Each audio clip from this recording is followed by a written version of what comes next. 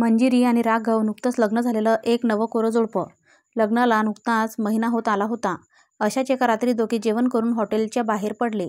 Car जरा लांब park केली होती म्हणून फुटपाथच्या कडेने मस्त एकमेकांच्या हातात हात घेऊन अगदी निवांत गाडीकडे जात होते.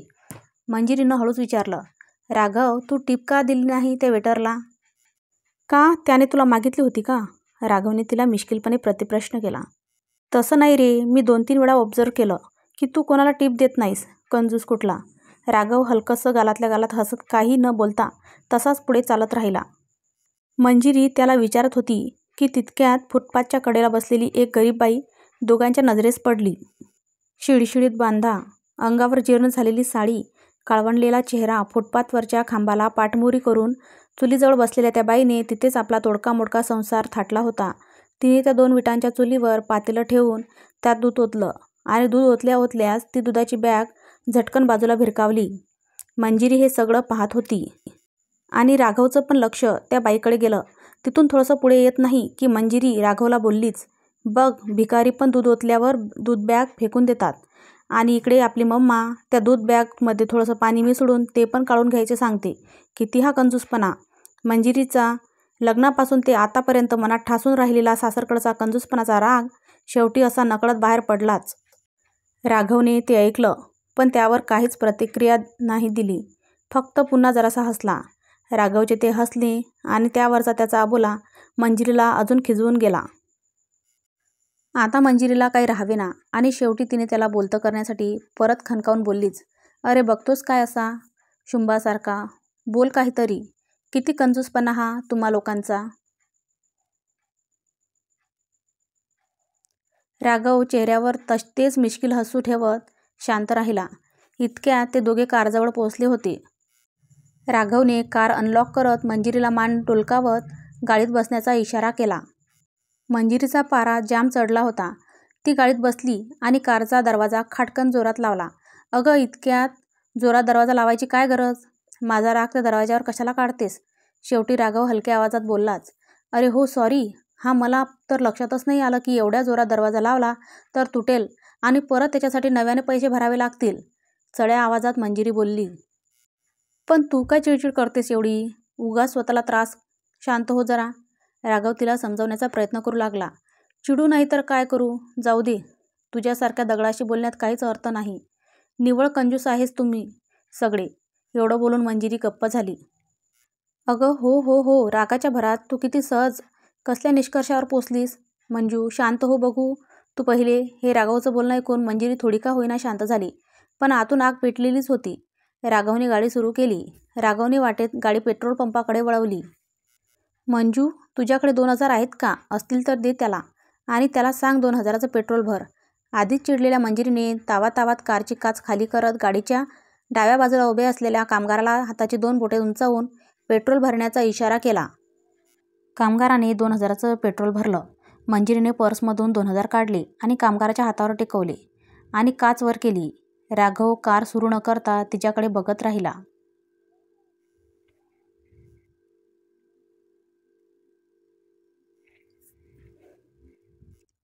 अरे चल आता, दिले त्याला पैसे. डोळे मोठे करत मंजिरी बोलली. मंजू, अगं हे काय? तू त्याला 2,000च दिले, टिप कुठे दिली? राघव अगदी मिश्किलपणे बोलला. अरे पंपावर कोणी टिप देतं का? त्याला कसली टिप? तो तर त्याचं काम करतोय. मंजिरी बोलली. There you are absolutely right. हेच तुझ्या पहिल्या प्रश्नाचं उत्तर. तो वेटरही त्याचंच काम करत होता, ज्याबद्दल त्याला नियमाने पगार भेटतो. मंजू, त्या वेटरला इच्छा नसताना आपण स्वतःहून त्याचा स्वाभिमान का दुखवायचा? म्हणजे तुला नेमकं काय म्हणायचंय? मंजिरीने प्रश्नार्थक नजरेने त्याच्याकडे पाहिलं. जर एखादा स्वाभिमानी जीवन जगत असेल तर मग उगाचच त्याचा आत्माभिमान मोडून त्याला लाच घेण्यास का प्रवृत्त करायचं? आणि त्याच्या दुसऱ्या कस्टमरकडूनही नसत्या अपेक्षा वाढवायच्या. कोणीतरी देतंय म्हणून आपणही द्यायचं, यात खरंच काही अर्थ आहे का? त्यापेक्षा एखाद्या गरजूला याची खूप मदत होईल, नाही का? राघवच्या या विश्लेषणावर मंजिरीकडे उत्तर नव्हते. ती एकदम शांत झाली.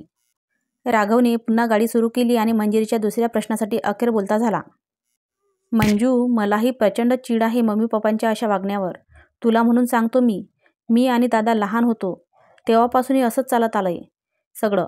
टूथब्रशवर टूथपेस्ट अर्धीच घ्यायची, काय तर म्हणे एवढ्याशा लहानग्या तोंडाला एवढीच पुरेशी असते.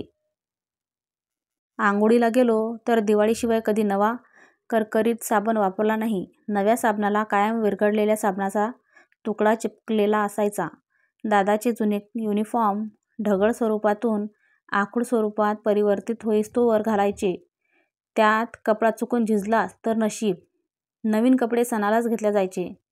सणाला काय म्हणतो मी पण, दिवाळी. फक्त दिवाळीलाच घेतले जायचे. त्यात पण भाऊ, चुलत भाऊ, मावस भाऊ सगळ्यांना एकाच ताग्यातून कपडे शिवले जायचे. आम्ही सगळे जर कोण्या लग्नाला गेलो की लगेच ओळखायचं. अरे, ही तर दामल्यांची बँजो पार्टी दिसते. बाजारात पप्पांसोबत कधी गेलोच आणि चुकून एखादं खेळणं मागितलं तर हातात लिमलेटच्या गोळ्या पडायच्या. आम्ही पण शहाणे होतो. आम्हाला एखादा फुगा हवा असल्यास पहिले काहीतरी मोठं खेळणं मागायचो. त्यावेळी आपसुकच फुगा भेटायचा. कॅडबरीचं चॉकलेट म्हणजे ना पोटाला ना ओठाला, फक्त पैशाचा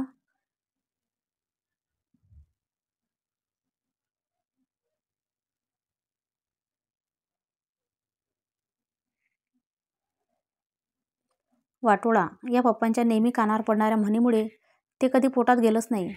हां, पण त्यामुळे दात शाबूत राहिले तेवढं मात्र खरं. एकदा कलर टीव्ही घ्यायचं ठरलं होतं. घरून दुकानात आणि दुकानातून घरी येऊस्तोवर कलरचं ब्लॅक अँड व्हाईट टीव्हीमध्ये रूपांतर झालं होतं. 12वीत लुना मागितली होती तर ॲटलसची काळी सायकल घेऊन दिली होती.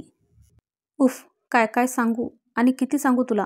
फार फार कंजूस आहेत हे मम्मी पप्पा. आतापर्यंत थट्टा मस्करीच्या स्वरात धडाधडा बोलणारा राघव एवढं बोलून दीर्घ श्वास सोडत एकदम गप्प झाला. मंजिरी त्याचं बोलणं ऐकून त्याच्याकडे विस्फारून बघतच राहिली. त्याला बोलताना लागलेली धाप बघून तिने पाण्याची बाटली राघवच्या पुढे केली. चला, आतापासून तू पण या दामले घराण्यात सामील झालीस. पण तुला खरं सांगू मंचू, त्यांच्या ह्या कंजूसपणामुळे जमवलेल्या पैशांची खरी किंमत आम्हाला नवीन मोठा बंगला घेतावेळी आली. कधी देवाऱ्याच्या मागे तर कधी साखरेच्या डब्यात गुपचूप लपवलेल्या पैशांची किंमत आत्तेच्या लग्नाच्या वेळी आली. आईने पापड लोणची विकून साठवलेल्या पैशाची किंमत आजीच्या आजारपणाच्या वेळी आली. आणि पप्पांच्या फाटक्या बनियानाची आणि झिजलेल्या चपलांची किंमत दादाच्या मेडिकलच्या आणि माझ्या इंजिनिअरिंगच्या ॲडमिशनच्या वेळी पाहायला मिळाली. एवढं सर्व साम्राज्य उभारलं असताना मम्मी पप्पांना चुकूनही कधी कोणाच्या पैशाची मदत पडली नाही. किंवा पडलीही असेलही, पण त्यांनी ती कधी घेतली नाही. थोडे थांबले, परत मरमर करत पाहिजे तितके जमवले आणि मगच पुढे गेले. असं करत करत एक सर्वसामान्य मिडल क्लास कुटुंब कधी गर्भश्रीमंत झालं ते कळालंच नाही. ते काटकसरीने राहिले नसते तर कदाचित आज आम्ही दोघे भाऊ हे दिवस पाहूही शकलो नसतो. कधी कधी फार वाटतं की या दोघांमुळे बऱ्याच गोष्टी आमच्या मनासारख्या घडल्या नाही. पण आज कळतं, त्या मनासारख्या घडल्या असत्या तर बऱ्याच गोष्टींचं मोल कळलं नसतं. आणि मोलच कळलं नसतं तर आज मिळणारं सुखही अळणी वाटलं असतं. हे सांगताना राघवचे डोळे पाण्याने डबडबले होते. हे सगळं ऐकून मंजिरीही जराशी हळवी झाली. तितक्यात त्यांची कार घराच्या समोर येऊन थांबली. दोघे कारमध्येच बसून राहिले. मंजिरी हलकीशी राघवच्या जवळ सरकली आणि त्याच्या खांद्यावरचे आपले डोके टेकवत म्हणाली, सॉरी राघव, मला कळलं मम्मी पप्पांनी जे सगळं केलं ते खरोखरच बरोबर होतं. पण आता तुम्ही दोघे एवढं कमावता झालात, आता तरी साठवलेल्या पैशाचा एन्जॉय घ्यावा. आणि आता नाही तर कधी करणार ते एन्जॉय, एवढीच माझी अपेक्षा आहे. राघव आपल्या उजव्या हाताने मंजिरीचं डोकं थोपटत बोलला, असं नाही ग, त्यांनी हवी तेवढी आणि हवी तितकीच एन्जॉयमेंट या काटकसरीत टप्प्याटप्प्याला करून घेतली. फक्त त्या एन्जॉयमेंटच्या डेफिनेशन फार छोट्या आहेत. अगदी छोट्या छोट्या गोष्टीतही त्यांना आनंद भेटतो. मम्मीला कधी साड्यांच्या सेलमध्ये तर कधी सोन्यापेक्षा स्वस्त त्या बेंटेक्सच्या बांगड्यांमध्ये. पप्पांना कधी जुन्या टू व्हीलरच्या खरेदीमध्ये तर मंडईमधल्या स्वस्तातल्या भाजीपाल्यामध्ये. ते दोघंही त्यांच्या काटकसरीत वाचलेल्या पैशाचा आनंद रोज घ्यायचे आणि अजूनही घेत आहेत. राघव एवढं बोलतो न बोलतो तेवढ्यात त्याचा मोबाईल खणखणला. राघवने स्पीकर ऑन केला. राघव, हां मम्मी बोल, पोहोचलात का? राघवची मम्मी, हो राघू, आम्ही पोहोचलो पंढरपुरात. राघव, बरा झाला ना तुमचा प्रवास? मम्मी, अगदी व्यवस्थित बघ, फक्त 200 रुपयात पोचलो. फक्त 200 रुपये? सांगताच राघव अवाक झाला. राघव, 200? अगं मी तर तुम्हाला ट्रॅव्हलच्या बसमध्ये बसवलं होतं, मग 700 200 कसं काय? अरे राघू, तुला माहिती आहे ना तुझ्या म्हाताऱ्याला एसीचा त्रास होतो, म्हणून आम्ही ती गाडी सोडून एसटीच्या बसमध्ये येऊन बसलो. बघ, एकदम मस्त प्रवास झाला, तोही फक्त 200त. राघव हसला आणि डोक्याला हात लावत बोलला. कसे ग तुम्ही? मंजिरीचे डोळे मम्मीचे बोलणे ऐकून पाणावले.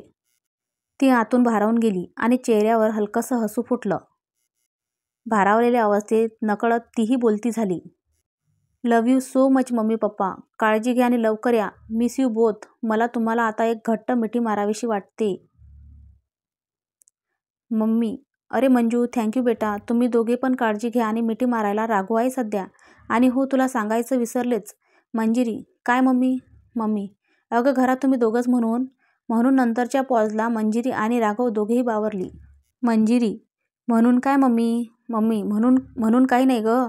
दूधवाल्याला एकच बॅग टाकायला सांगितली मी. राघव आणि मंजिरी दोघं खदखदून हसू लागले.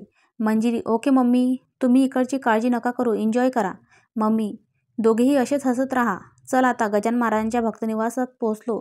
मग करते नंतर call. Manjiri. Okay bye. Raghav. Okay bye. काळजी घे. आणि तुझी आणि माझ्या म्हाताऱ्याची. मम्मी. हो, आणि तू दामलेच्या सुनेची काळजी घे. पाहिलंस ना मंजू, कसे पोचले त्यापेक्षा कितीत पोचले त्यांना समाधान. पैसे वाचवण्याचा आनंदच त्यांना जास्त. एकंदरीत काय तर इतकी वर्ष काटकसर करू ती काटकसर इतकी अंगवळणी पडली की छोट्या गोष्टीतही वाचलेल्या पैशांचा आनंद घेतात. त्यांनी प्रत्येक गोष्ट झटकून फेकून न देता ती विसळून घेत एक एक थेंब करून सगळं साठवलं. म्हणून सुखाचं एवढं मोठं तळं साचलंय. छोट्यातल्या छोट्या गोष्टीचीही कदर केली. म्हणून आज ते इथवर पोचलेत. नाहीतर दारिद्र्य तर वाट पाहतच होतं. मंजिरीचा मम्मी पप्पाविषयी आदर वाढला होता. संसाराचा सारांश तिला थोडक्यात भेटला. मंजिरीच्या डोळ्यातून ओघळणाऱ्या पाण्याने राघवचा खांदा केव्हाच भिजला होता. मंजिरी. खरंच रे, ते दोघे फार ग्रेट आहेत. मी त्यांच्या अंगवळणी पडलेल्या काटकसरीला त्यांचा कंजूसपणा समजण्यात चुकलेच.